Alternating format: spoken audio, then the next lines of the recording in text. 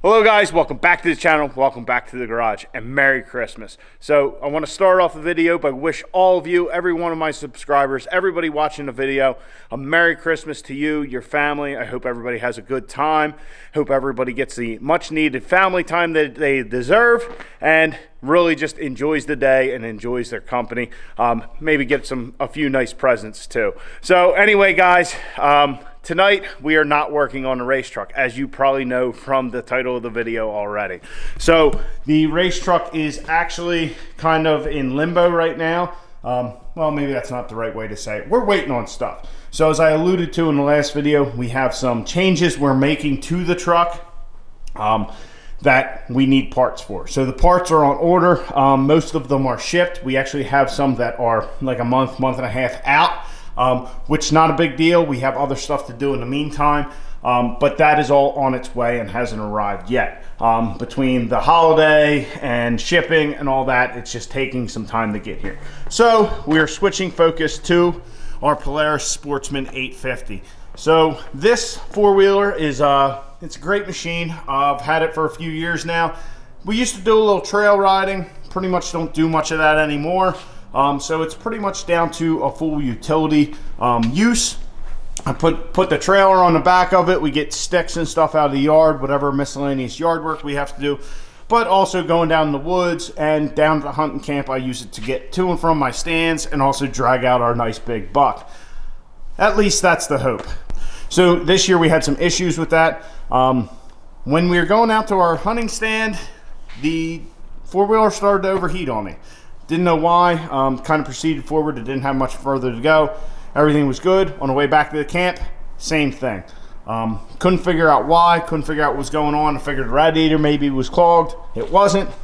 Well, upon further investigation and filling the thing with coolant, we found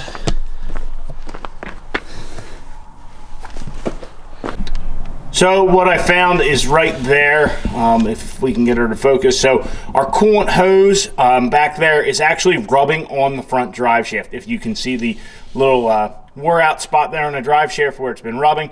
Rubbed a hole in it. Kind of surprised because I've never actually had any of this thing apart. It's fully stock. But yeah, so we ended up with a hole in our radiator hose, which as you can see is a kind of a pain to get to. I even already removed our little plastic covers on either side to try and get to it. So that's the first thing we have to do is change our radiator hose and fill it up with coolant.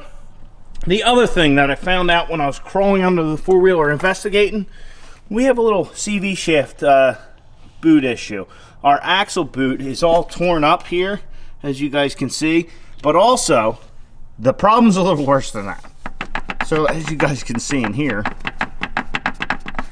she is thoroughly broken. Our CV joint has disintegrated. Well, figured, if that one's bad, what about this side?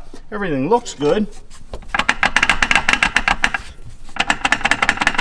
Sure enough, our other side is bad too. The boot's not ripped, but yeah, that axle is shot. It's kind of surprising because the machine really does not have much time on it, but I am very hard on it. There's not many obstacles I won't try and go over with this thing.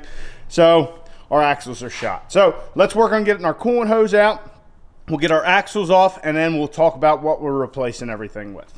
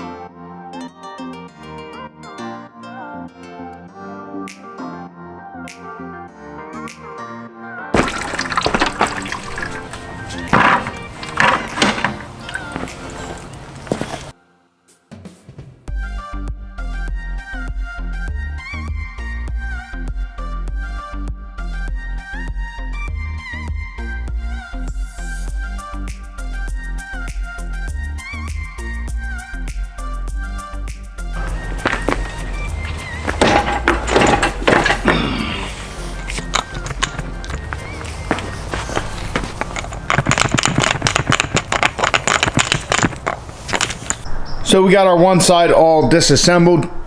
Just had to take the brake caliper off, had to pull the hub off of the ball joints, got all that disassembled, got our coolant hose out, which as you can see is over here. So here is our coolant hose we pulled off, and right here is our wear spot. So as you guys can see, the drive shaft definitely did a number on it. We're gonna have to route it and make sure that wherever we have it clamped, that it's not rubbing anymore. Yeah, that's pretty bad. This is a pretty thick hose. And here's our axle. So I decided just to take the one out. That way if there's any issue, or I shouldn't have any problems remembering how those two things come off, but just in case we have an issue, or perhaps we have the wrong axles, you never know. We still have the one side assembled. So if we look at our axle, and yeah, she's pretty floppy. She's definitely broken in there. Actually, you know what? Let's cut her open.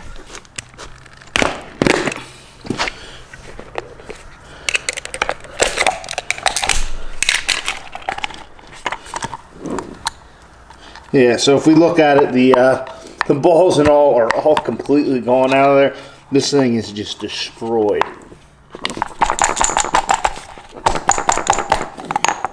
Yeah.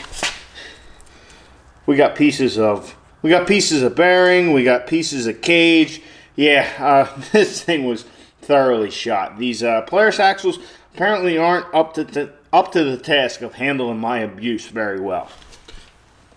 So that is why we are switching out. We're not going to an OEM setup like we are with our radiator hose, going back with that. We're going to these Rhino brand axles. They're from superatv.com.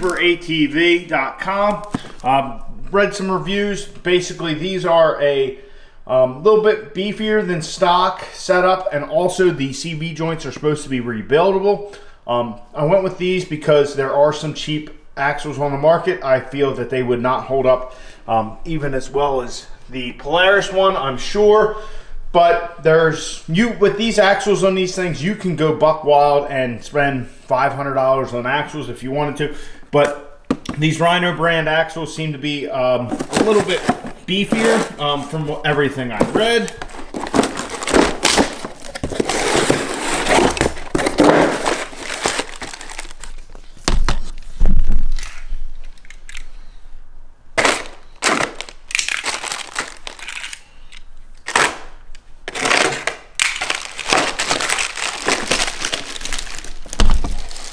So looking at our Rhino brand axles as opposed to our factory one, the axle itself is physically bigger. It's also chromoly, but if we look at our hubs, both CV joints are physically bigger than the factory unit, so hopefully they hold up better. And it also comes with a new castle nut and washers. Basically, to get the old one out, all you had to do was just yank on it and pull it out, and that's how this will go back in. So we'll get our new axle in on this side and our coolant hose. We'll get the driver's side, I guess you'd call it, get it all disassembled and back together and fill it with coolant, and we should be done. Really not much to this, but yeah, just a nice little job in the garage.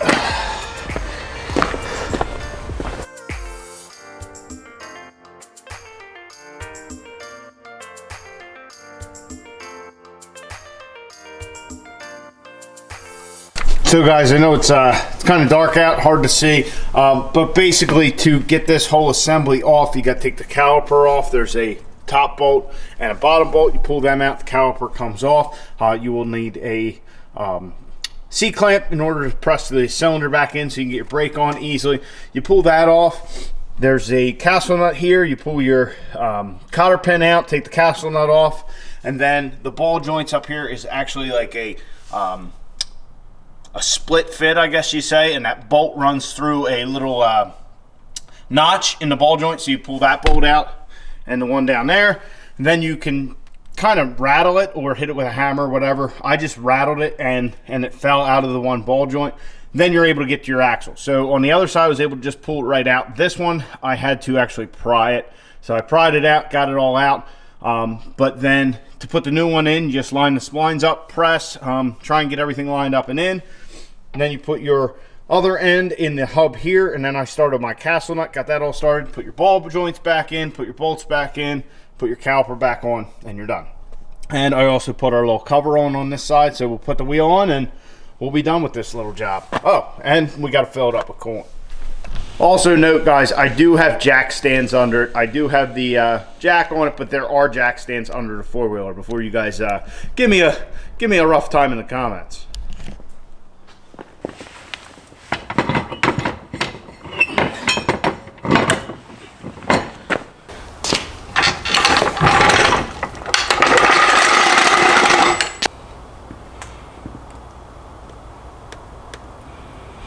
So we're back on the ground, we're full with coolant. Our new Rhino brand axles are installed. Our radiator hose is in and routed, so it's not up against the drive shaft. Honestly, it really is kind of a poor design by Polaris, because how that coolant hose runs, it runs from the radiator right here, up and around and down under.